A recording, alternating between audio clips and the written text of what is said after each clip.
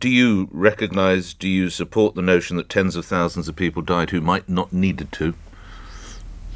Well, I think it was an extremely challenging situation for the whole country, and the government did everything that it could with the information that was available to it at the time. The Prime Minister acted at all times, I believe, in the best interests of the country as he saw it. Were there things we could have done differently or better?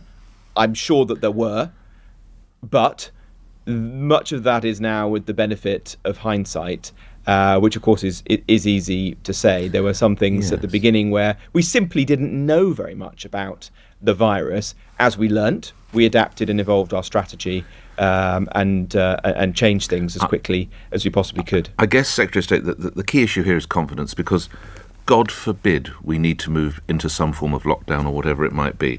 The nation wants to have confidence in the Prime Minister and senior personnel such as yourself. And I think, given a rather rocky start, and we'll debate that another time, I think many of you and your colleagues have earned that.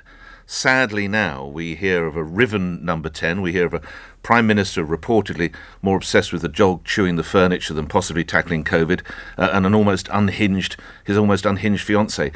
Why should my listeners have confidence in that team?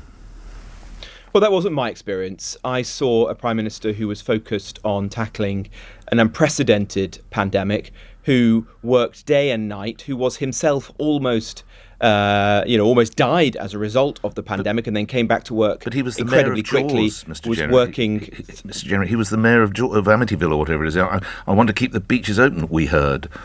Well, the people that I worked with, both in number 10, if you like, but also within my department, were extremely capable people under huge pressure, but working hard and getting many things right. You know, in my own department, for example, we brought in almost all the people who were sleeping rough on the streets of the country within a matter of days. We delivered millions of food boxes to people who were clinically extremely vulnerable, standing up that service, I think, within 10 days of being asked to do so. So there were huge challenges which were overcome, where the government was very successful. The vaccine programme, of course, is the one which we've all seen in our daily lives, because that's been so enormously successful and globally recognised.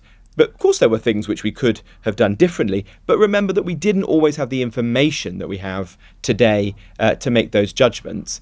Care homes, for example, is one area where we all wish we'd been able to do more to protect the vulnerable people there. That's an area but of course, where at the beginning of the pandemic, we didn't know that the virus was as transmissible as it turned out to be amongst the asymptomatic. But isn't that as an area soon as where we learnt that conclusively, we changed the strategy and did more to protect people. But care homes, that's an area where clearly the Health Secretary lied, isn't it? According to Dominic Cummings, he can't stay in post, can he, Mr. Hancock? He lied about the health secretary has already refuted those allegations, and he's going to come before Parliament later today. You have full confidence to answer them himself. In your colleague, Mr. Jenrick? Well, I know Matt Hancock well. I've worked with him. He's worked unbelievably hard over the course of the last year, and he's going to come before Parliament today, I think on 2 occasions, to answer these questions himself, and I'm sure we'll be putting forward a robust defence of those allegations. And then I think he's doing a press conference later today, so there'll be plenty of opportunity for him to put forward